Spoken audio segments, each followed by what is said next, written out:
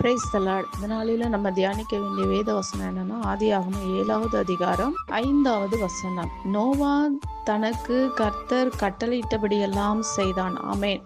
இந்த வேத வசனத்தை பாருங்க. நோவா ஐயா கர்த்தர் அவருக்கு என்ன கட்டளையிட்டாரோ அது செய்றாரு. ஒரு பேலை செய்ய சொல்றாரு.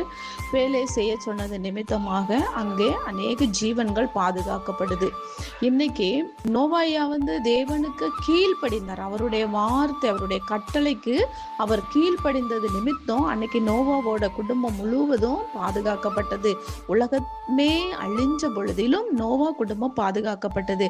அதே போலதான் இன்னைக்கும் நாமளும் கர்த்தருக்கு கீழ்ப்படிந்து அவருடைய வார்த்தைக்கு கீழ்ப்படிந்து நடக்கும்போது அவர் நம்மை உயர்த்துகிறார்.